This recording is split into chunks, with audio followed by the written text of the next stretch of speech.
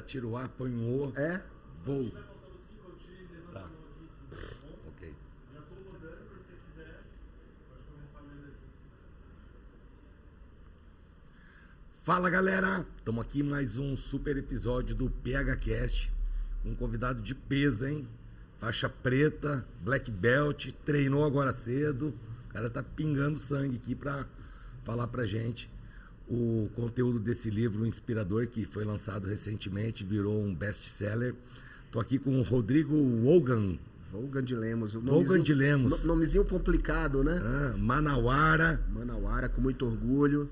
Já dei meu treinão hoje aqui no G4.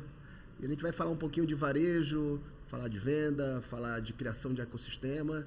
Estamos aqui às ordens, é um prazer bater esse papo, PH. Ô, Rodrigo, você tem presente para você. Uma história inspiradora, né? Teve uma migração de atividades, você começou como advogado e muito bem sucedido. E depois de uma franquia, inicialmente do Boticário, hoje uma rede com 35 lojas, um ecossistema próprio muito grande. Hoje nós estamos, em loja, nós estamos com 36 lojas. E a operação hoje ela conta com 42 operações, né? Porque além das lojas também tem as energias de usina solar, que nós trabalhamos e geramos a própria energia para o nosso negócio, melhorando margem, melhorando custo. E não é só vender, né? Não é só vender. E eu digo muito sobre isso. Quando as pessoas vêm conversar um pouquinho sobre minha história, eu gosto de contar sempre que nada... A gente tem que começar grande, né? Então, são baby steps, passinhos pequenos. A gente começou muito pequeno. Primeiro, eu era um advogado, né? E fiz a migração de uma carreira jurídica para uma carreira do varejo. Não fui um advogado que não deu certo. Normalmente, a gente vê as pessoas contando, eu fui um advogado fracassado, e não foi o caso. Comecei o meu escritório pequeno também. O escritório já estava grande, tínhamos 19 advogados, era um dos 3 ou 4 maiores escritórios do Amazonas. E aí apareceu a oportunidade de comprar uma loja e um quiosque do Boticário, e o nosso plano B virou o plano A. E aí hoje esse plano A, faturamento 2025, fecha em quanto? Eu não gosto de falar muito de faturamento, mas mais ou menos o tamanho do G4. Faturamento. Faturamento. Mais ou menos o tamanho do G4. O G4 tá para bater 500 milhões. Esse ano tá ali, tá ali, galera. É mais ou menos o faturamento do G4. Isso tudo no estado do Amazonas. No estado do Amazonas. Tipo assim, você conseguiu, eu vejo que e eu também fiz isso no passado, e hoje eu vi que isso dificultou, que a gente crescer rápido, expandir para outras regiões antes de ter dominado, de fato, tudo que tem de oportunidade naquele local. Você está concentrado todas essas operações num único estado. Isso. Eu gostava de jogar um joguinho chamado War, quando eu era pequeno, e ele falava de dominação de municípios indo por lugares mais longínquos. Então, só continuando a história, e aí a loja começou muito pequena e apareciam oportunidades de ir para lugares mais longes dentro do Amazonas. Então, essa distância me fez, primeiro, movimentar muito, e aí trabalhar com a questão de logística. A gente começou primeiro em Manaus, depois começamos a ampliar para o interior do Amazonas. E quem não conhece o interior do Amazonas, a gente está falando hoje de uma distância continental, né? Uma soma de vários países da Europa que pegam a geografia do Amazonas. E aí crescemos em toda aquela área. Hoje a gente já entrega para 46 municípios e as entregas são feitas de barco, de avião, de tuk-tuk, de Kombi, de carro. E focamos... A logística já é complexa. A logística... No sul, sudeste... Sem dúvida, no sul, sudeste... estado do Amazonas. Não estamos falando para chegar em Manaus, não. É muito difícil. Estamos falando que Manaus é o epicentro ali. Só fazendo um comparativo, para as pessoas entenderem, enquanto aqui em São Paulo uma logística demora 7, 6 dias, 4 dias, no Amazonas eu estou falando de 30. Então, é muito mais distante e é muito mais complexo. E quando a gente vai para uma cidade do interior, estou falando de 40, 50 dias para mantimentos básicos. Então, imagina como é que é entender esse varejo. Então, nós focamos, sim, no Amazonas inicialmente. Estamos lá, crescendo cada vez mais, aonde nós criamos um ecossistema que atendesse as nossas franquias e sempre buscando entregar a nossa missão, que é entregar beleza em todo o Amazonas, mas com margem, com muito cuidado, pezinho no chão e muita simplicidade. Não, eu fico... Isso é uma referência para mim. Eu estou até acabando de modelar uma nova estrutura ali e depois quando tiver com isso pronto, eu vou atrás de você para você validar. Você é um cara inspiração, referência, alto grau de conhecimento, né? Domina muito o assunto e construiu um império ali, pô, num estado que a gente que está no sul-sudeste, né? Sim. A gente acha que toda a prosperidade está aqui e eu tenho certeza que dentro do Boticário, né? Num estado que seria o último, talvez, alguém querer escolher pela complexidade, né? Logística, de chegar e tudo mais. O norte é bem difícil de se trabalhar, principalmente por questão de logística, mas a gente está falando também numa época de contratação de pessoas, né? Então, todo mundo está reclamando hoje da questão de contratação, como é que está sendo difícil, e nós apostamos muito nessa evolução. Imagina, uma rede que continua crescendo, então sempre preciso estar contratando. E aí eu tenho que trabalhar bem o meu time operacional, tático e estratégico, onde eu tenho turnovers diferentes, né? Galera do estratégico, turnover muito baixo, tático também baixo, só que aí eu vou para um time mais operacional que o turnover aumenta, porque tem gente que entra no emprego hoje já pensando em sair 2 meses depois. Então eu tenho que ter uma esteira de contratação bem feita, além de trabalhar alguns diferenciais para manter também esse povo, porque o turnover ele custa muito. Custa. Então a gente tem que ter todo esse cuidado, tanto primeiro na seleção, depois na manutenção, no desenvolvimento e até mesmo na hora de saída do colaborador, onde a gente pega a entrevista de demissão, né, o último momento dele, e é essa hora que o colaborador não tem filtro. E aí ele sai entregando o que ele gosta, o que ele não gosta, e essa entrevista acaba sendo muito importante para a gente desenvolver. Faz uma delação premiada ali. Ah, sem dúvida. Isso... E é premiada porque ele recebe a rescisão, né? Eita. Rodrigo, você está falando da parte da cultura organizacional ali, do grupo Gerbera Mais, e vocês foram no Norte durante 7 anos, são premiados ali pelo... 8º ano seguido. 8º ano agora. Estamos indo para o 9º. Pelo GPTW, que é o melhor lugar do mundo ali. As melhores empresas para se trabalhar. Para se trabalhar. Isso é motivo de muita honra. E isso aí também tem peso na hora do colaborador ali, que vocês exploram muito dentro do endomarketing, para dentro também da companhia. É uma nova... Eu acho que as pessoas estão esquecendo muito essa questão da importância do endomarketing. Você tem que falar, você tem que cobrar sim. Isso há uma necessidade de cobrança no dia a dia de trabalho dos colaboradores, mas as celebrações, elas são muito importantes. E eu vejo que muitas empresas esquecem de celebrar. É igual, eu sou flamenguista, o Flamengo ganhou, né, o campeonato, a Libertadores, e no estádio as pessoas já estavam perguntando, e o próximo jogo? O time e o técnico viraram e falaram, peraí, hoje não, agora é hora de celebrar, amanhã ou depois a gente já vai falar do próximo jogo. E no varejo e no dia a dia das empresas também tem que ser assim. A gente tem que celebrar as nossas vitórias e nós celebramos muito a questão de estarmos no GPTW. Nós temos os momentos que batemos as nossas metas, celebramos também. E a gente sabe como é time de venda. Um dia bateu a meta, tá tudo lindo. Acabou aquele dia, virou... Celebre aquele dia, no outro dia, 0 jogo. Começa tudo de novo. E começa tudo de novo. E no final do mês, quem sabe se você vai celebrar de novo ou não. Então, por isso que você tem que valorar cada momento de vitória e também trabalhar bem os momentos de derrota. Porque os momentos de derrota também são importantes, porque é a partir deles que a gente consegue enxergar os gaps para melhorar o dia a dia do nosso trabalho. Então, quando a gente olha para o GPTW, a gente não pensa nele só como um selo, mas sim como uma pesquisa de clima e uma pesquisa de engajamento. A de clima, para verificar como é que o nosso grupo está rodando, como é que as pessoas estão se sentindo, e a de engajamento, principalmente para que as pessoas trabalhem dentro da empresa, e será que elas estão realmente focadas no dia a dia, se elas estão engajando, é igual uma rede social. Não adianta você ter uma rede social muito grande que você só tenha curtida. Você precisa de bate-papo, de comentários, e isso também funciona no dia a dia de trabalho. Ouvir a Rádio Peão é importante. As pessoas às vezes esquecem muito. Dessa Rádio Peão. Rádio Peão é... A Rádio Peão entrega tudo. É o termômetro real. Entrega tudo. Então, é bom ouvir a Rádio Peão. Óbvio que algumas groselhas virão. A gente sabe disso. Tem que dar os filtros também, né? Você dá o filtro, pega o que vem de bom, pega o que vem de ruim e a partir daí você joga no liquidificador, faz uma mistura e segue o jogo adiante. Rodrigueira, no livro aqui, Arquitetura do Varejo do Futuro, você é um cara com uma mentalidade muito diferente, tanto que do modelo de negócio definido, que é o que o Boticário tem, uma grande companhia, inclusive um orgulho muito grande ali do Paraná, né, de Curitiba.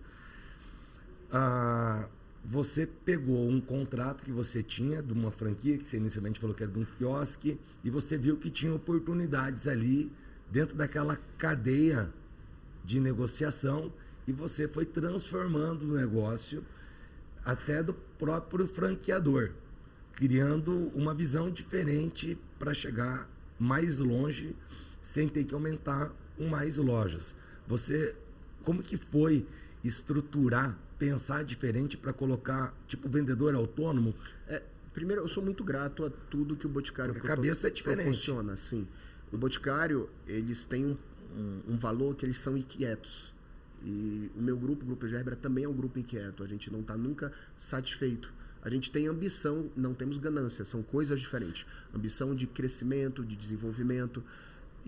Mas pro Boticário ter um Rodrigo dentro é fantástico. É bom, mas expende e leva provocações. É bom para os dois casos. Sempre é bom para a franquia ter um bom franqueado e para o franqueado ter uma boa franquia. Então, sou muito grato a isso e a gente sempre vai provocando. Eles nos provocam de lá e eu provoco eles daqui. Mas o mais importante quando você trabalha com franquia, PH, é você entender o book da franquia. Entender como rodam as regras. Tem gente que quer trabalhar com franquia e eles querem passar por cima da regra, acham que sabe mais que o franqueador. E eu acho que isso é um jogo em conjunto. Vocês têm que conversar. E quando há essa maturidade dos dois lados, tanto do franqueado quanto do franqueador, esse jogo muda. E o Boticário nos ouve muito, assim como nós também ouvimos muito o time do Grupo Boticário para esse desenvolvimento em conjunto. Então, essa região do Amazonas tem evoluído, sim, graças ao nosso trabalho, graças ao trabalho do outro franqueado que também está por lá, que também tem outro franqueado que trabalha por lá muito bem. E aí, essas oportunidades que me foram dadas a cada momento, é igual aquele cavalo selado. E a gente não perde essa oportunidade. Mas eu digo muito que é importante que você esteja preparado para quando as oportunidades surgirem. E é esse o problema. Tem muita gente que diz, mas eu não tenho chance. Poxa, mas a chance lhe foi dada e naquele momento você disse não. E o que aconteceu com a gente foi que sempre que as chances nos eram dadas, nós aproveitávamos e além disso, nós oferecíamos para a franqueadora oportunidades ou algumas visões diferentes que eles olhavam, analisavam, diziam sim ou não. E sempre que eles disseram sim, a gente rodou o negócio e deu muito certo. Que a tua mentalidade... Eu acho que quando tem grandes pessoas, né? Pode ter a divergência. Divergência gera uma fricção, que gera energia, que vai gerar uma vontade de resolver. Ninguém está ali. Então, acho que a tua mentalidade, a tua cabeça é muito expandida e carregada de muita integridade e honestidade. Sim. Então, quando você traz... nítido, você não está querendo levar vantagem, querendo ganhar um jogo mais... Não. É um trabalho de ganha-ganha, essa é a verdade. Clareza ali, né, das ferramentas que tem e das regras, né? Você falou do book e do franqueador. Você foi estudar lá, aqui tem oportunidade, aqui tem oportunidade. Claro. E hoje você tem essa questão de multicanais, né? Porque você tem 36 lojas físicas, mas a tua cadeia de distribuição é muito maior muito lá. Maior. Sim, sim. A criação de um ecossistema, e aí eu posso dizer isso, tem vários franqueados da rede, como existem vários franqueados de outras marcas do Brasil, que são os multifranqueados, que é mais ou menos o meu caso. Como que é? O que é o multifranqueado? O multifranqueado é o franqueado que tem pelo menos mais do que 5 franquias. Da mesma marca? Da mesma marca ou de marcas diferentes. E existem já feiras específicas para esse franqueado, porque muitas pessoas... Já nichou. Uma feira específica para o multifranqueador. Já. Multifranqueado. Multifranqueado. Que é estrategista, sabe rodar, fazer esse jogo acontecer, está capitalizado, sabe de BIS, sabe de DRE, sabe de finanças. São perfis diferentes. Então, normalmente, quando eu sempre digo, o franqueado, quando ele entra numa franquia com uma só, Antigamente as pessoas compravam uma franquia para dar uma desculpa, vou dar um trabalho para minha esposa. Sim. O sonho do meu marido é que ele me arranje algo para fazer, e aí a esposa Era ia isso lá mesmo. e ia trabalhar. E hoje as regras não são essas, né? Então você verifica que ainda existem algumas pessoas que largam o emprego e começam uma franquia, porque realmente, na sua maioria, as franquias, óbvio, as franquias confiáveis, elas são um negócio já formatado que rodam muito bem.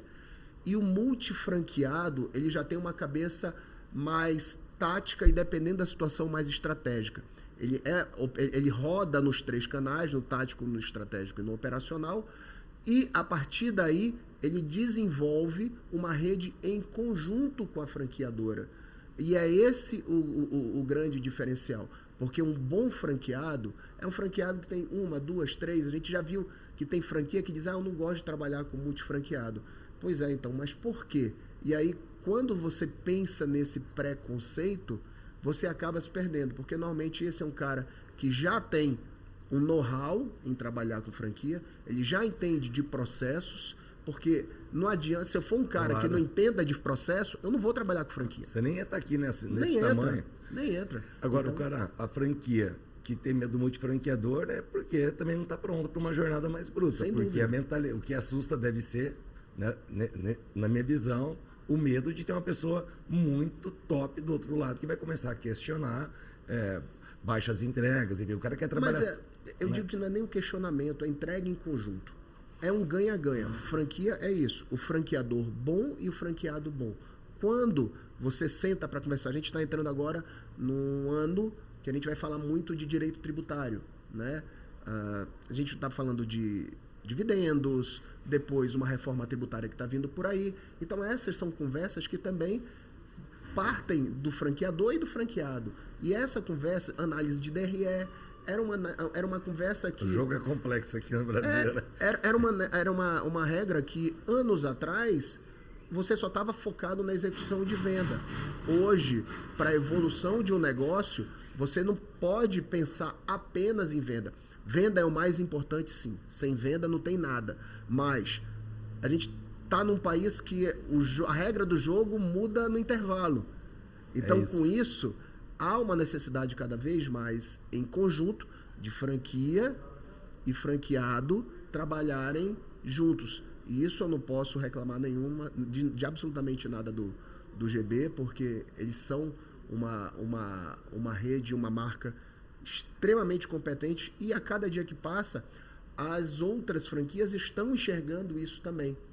A seriedade muito grande de um grupo, uma seriedade. Né? De um grupo muito bem e discreto, muito bem né? desenhado, uma marca, discreto. Uma marca muito forte, que a marca está acima de qualquer outra coisa, né? Dentro da companhia, não tem... É maior que o CEO, é maior que o fundador, é maior que os acionistas, né? E eu digo muito em cima disso. Um ativo muito forte. Muito forte. E quando você é franqueado, você tem que seguir valores. E isso é óbvio. Eu não vou chegar aqui na frente e entregar uma regra de mercado de algo que vai acontecer no futuro. Muita gente chega e diz, e o que vocês estão pensando para daqui a 3, 4 anos? Eu não posso falar. Por quê? Porque eu tenho uma regra pré-desenhada, e quem vai saber disso, normalmente, é o meu time que trabalha de maneira interna. Eu posso dizer, esse ano eu busco abrir X lojas, eu busco expandir para alguns mercados, até posso falar isso, mas desde que haja um comum acordo. Diferente de um negócio onde eu sou o dono em 100%, que eu vou sair falando de qualquer jeito. Exemplo, o G4 mesmo. O Thales pode chegar e falar absolutamente tudo, não tem problema, o negócio é dele. Quando você trabalha com uma franquia, você tem que respeitar. E tá tudo bem, E aí sempre vem aquela pergunta, Rodrigo, vocês têm um tamanho grande, tu já pensou em abrir uma marca própria? E aí eu falo com aquela situação, eu sou bem claro, poxa, eu trabalho com uma excelente marca. E tem outras marcas que também nos procuram. O meu foco é execução. Eu sou muito bom de execução. Os caras são bons de produto, são bons de entrega. Quando a gente consegue unir os dois, hoje não há necessidade. Então, eu olho cada vez mais para cuidar, no meu estado, da marca com que eu trabalho e também melhorar cada vez mais o rosto da pessoa que está por trás. Até porque pessoas compram muito de CPF. O CNPJ é importante, sim. A marca é muito importante, mas eu, como presidente do meu grupo, eu não posso dar declarações que firam o core business ou que firam os meus valores e os valores da marca que eu defendo. Não adianta eu sair aqui falando de política, eu sair falando de religião, porque isso não vai me agregar muito num país polarizado. Então, tem algumas coisas que, por exemplo, eu não falo em público. Gostaria, mas não pode, Até né? gostaria. Não, mas mesmo assim não falaria, porque a gente está num país muito polarizado. Sim. Né? Não, Então, não agrega nada. Não né? agrega em absolutamente nada. Rodrigo, você falou bastante coisa do estratégico e execução. A arquitetura do varejo do futuro. Nesse livro, o que você traz aqui para essa parte da disciplina da execução? A gente vê, igual você comentou, produtos espetaculares, visões estratégicas, falta a execução mesmo ali, uma linha muito forte de linha mesmo. A gente vê que a galera se perde, né? E eu também tenho um pouquinho de fraqueza em conseguir executar por longo tempo uma tarefa. O que você traz aqui na arquitetura do varejo do futuro para os ouvintes aí do PHcast, que você coloca como um dos pontos principais aqui? PH, uma das coisas que eu gosto de falar muito é o nome é arquitetura do varejo do futuro, mas na verdade é arquitetura do varejo do presente, porque o futuro já está aqui. A gente, com a inteligência artificial, o mundo está fazendo isso, está virando. Então, a cada 7, 8 meses, a gente está tendo muito conhecimento. O que eu sabia, o Rodrigo de 1 ano atrás não é o mesmo Rodrigo de hoje. E o que eu quero falar, e eu falo muito, é da importância de treinamentos. A gente sabe que as pessoas precisam estar no centro. O cliente está no centro? Sim. Mas para que o cliente esteja no centro, o meu colaborador interno tem que estar também. Então, eu preciso treinar, porque está muito difícil contratar pessoas. E para tirar esse gap, eu tenho que preparar essas pessoas para trabalharem no meu negócio. Aí vem da estratégia de cada empresa, de como desenvolver essas pessoas. Por quê? Porque imagina no nosso caso, quando você começa a ter um certo tamanho, você precisa delegar. Quando você é 100% operacional, você não delega. E há uma grande diferença entre delegar e delargar. Exato. E as pessoas se perdem nesse momento. Quando você sai do operacional, vira tático e depois é estratégico, você tem que andar entre esses 3 mundos. E ao andar entre esses 3 mundos, tem uma outra situação que é importante, é que você precisa trabalhar o seu inspiracional. Você, como dono de empresa, precisa contar a história da sua empresa. Todo mundo quer saber como o negócio surgiu, como é que o negócio se desenvolve. E o seu time precisa contar. Às vezes entra um cliente na minha loja e uma vendedora nossa, uma consultora, vira e fala o seguinte: esse aqui é o perfume que meu chefe usa. Fala com outro empresário. Aí o empresário fala: esse é o perfume do dono? Queira ou não queira, isso já tem um discurso dela pronto para entregar. E então, isso vende, vamos falar vende. assim. Não, vende. Rende e vende. Esses dias eu entrei numa loja bacana de roupa masculina. A primeira coisa que a pessoa foi vender foi o dono, o fundador da marca. Era uma roupa, uns shorts de praia bacana, dentro da Fazenda Boa Vista. Barthelemy.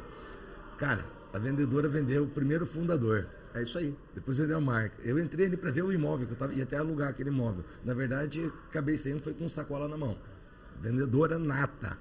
Entendeu? Sabia, com amor, com carinho, tipo assim, a história real, né? Tem que ter uma história real. Isso tudo parte de um treinamento. Ela não nasceu sabendo aquela história. Alguém contou para ela, ou um treinador, um multiplicador, alguma coisa do tipo, e essa pessoa começou a contar as histórias. Então, contar a história é muito importante. Além do Boticário, várias outras marcas trabalham isso. A Chili Beans trabalha muito bem isso. Sim. O Caíto Maia, ele é um desenvolvedor hoje de marca. Cada vez mais ele conta histórias. E as outras marcas também. Rolex. A cada dia que passa, a gente está vendo uma escassez que a Rolex tem trabalhado. Isso é storytelling. Cria um desejo incrível, né? A gente falou do Caíto Maia da Chili Beans, tá fazendo uma fusão ali, né?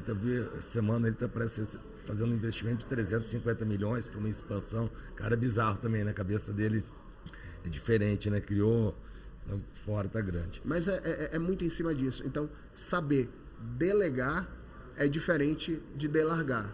Isso a gente tem que saber. E momento delegar certo. tarefas, não delegar responsabilidades. É isso aí. Né? Porque É isso aí. esse tempo atrás eu dei uma vacilada, eu deleguei também responsabilidades da minha posição da empresa. E outra coisa, Paulo, o chat GPT, a inteligência artificial, elas vão nos substituir, elas vão mudar muito o jeito que a gente trabalha. Vão entregar novas ferramentas, vão entregar uma melhor qualidade de trabalho, porém, o poder de decisão continua na mão do humano. E é essa questão que muda o jogo. Saber como decidir na hora certa e sobre o que decidir. Sensacional. Rodrigo, então você falou agora há pouco ali que o futuro você não vai poder falar de muita coisa ali em virtude dos combinados. Mas vamos... Agora do passado eu posso falar. Do passado pra falar. Porque toda essa história é recente também, Sim, né, Rodrigo? sim. Não tem 20 anos. Não, o grupo tem 22 anos. 22 anos. 22 anos. Um faturamento exponencial. A gente teve há 2 anos visitando, né? Aqui no G4 tem o OTR, que é o On The Road, que a gente foi para Manaus. Fizemos a visita na indústria, na Honda, no grupo Gerbera, e foi maravilhoso, velho. E quando você fala dessa parte de treinamento, hoje com um corpo desse, você tem uma estrutura dentro da área de recursos humanos 100% focada em treinamento e desenvolvimento. Sim, sim. A gente precisa ter... Quanto tempo para treinar, para entrar um vendedor para dentro da loja? Hoje, a nossa integração, que é... Antes de... Vamos falar um pouquinho de contratação. Primeiro tem a atração, né, do cliente externo para querer trabalhar com a gente. Após esse momento, houve a contratação, essa pessoa passa por 5 dias de treinamentos internos. E esses treinamentos internos são importantes para que ele não vá para a loja cru. Então, 5 dias de preparação. Depois disso, eles ou elas vão para a loja de uma maneira assistida por um outro profissional, e aí ficam mais 2 ou 3 dias. Passando esses 8 dias, ele está pronto ou ela está pronto para toda a operação assistida. Isso é muito top. Rodrigueira, a gente vai ter que gravar mais episódios, porque né, o tempo que a gente tinha aqui, está acontecendo o Class 16 aqui em Campinas, o último do ano, onde nós vamos receber grandes palestrantes, e estamos aqui na reta final. Qual legado o Rodrigo quer deixar nessa vida? Quero deixar uma sociedade melhor. Melhorar o entorno onde eu estou vivendo, melhorar as pessoas, trabalhar não apenas a venda, e quando eu falo de entregar beleza em todo o Amazonas, eu não estou falando só de vender cosmético. Eu estou falando de melhorar o ambiente de trabalho, eu estou falando de melhorar os lugares onde minhas lojas estão, melhorar as pessoas que trabalham comigo e melhorar todos os projetos sociais que nós trabalhamos juntos. Hoje, trabalhamos já com 2 projetos sociais de maneira direta. Um é o Belarte, que trabalha na construção do balé com algumas crianças, mais de 150 crianças no estado do Amazonas. Temos o Jesus Gonçalves, onde a gente entrega mais de 600 mil sopas por ano. Então tem sopa entregue diariamente, e em cima disso a gente vai buscando melhorar a questão de fome, melhorar a questão de educação. Temos alguns outros projetos educacionais. Eu posso falar no futuro da criação do Instituto Gerbera, que é o que nós vamos fazer para os próximos anos, e a partir daí buscar cada vez mais melhorar o estado que eu estou, inicialmente o Amazonas, quem sabe no futuro expandir um pouquinho mais. Que legado. E sonho? Qual sonho o Rodrigo ainda não realizou? Um monte, e a gente só fala de sonho financeiro, sonho... Eu tenho vários sonhos, né? Mas eu acho que antes de pensar nos sonhos, a gente tem que fazer o nosso dia a dia. Eu treino jiu-jitsu desde os meus 8 anos de idade. Um sonho que eu não realizei foi ser campeão mundial. E eu tô treinando, ano que vem eu vou competir de novo, volto a competir e vou buscar esse mundial. Sabia, eu fui karateca. Eu fui pro Campeonato Mundial de Karatê no Japão em 1993. Cara, 32 anos atrás, tempo voa. Lembro como se fosse hoje. Levei um pau lá, perdi. Tá? Mas lutou. Mas lutei, tava lá. Tinha sido campeão. Eu já lutei mundial, perdi também, mas tava lá. Rodrigo, foi um prazer enorme ter te recebido aqui. Não sei que te tirei do café da manhã, do bate-papo com os amigos, que é onde a gente se desenvolve também, e já vai começar ali nossa plenária. Foi um prazer enorme ser um cara que inspira pela tua disciplina, retidão, integridade, tua história construída aí em cima de pilares muito fortes. Isso é inspiração para mim e tenho certeza que uma liderança dessa no Grupo Gerbera, a galera lá está muito bem coberta ali por um grande líder, que é o que, né, faz pulsar a companhia. Obrigado, PH, e precisando só chamar que eu tô de volta. Esse é meu.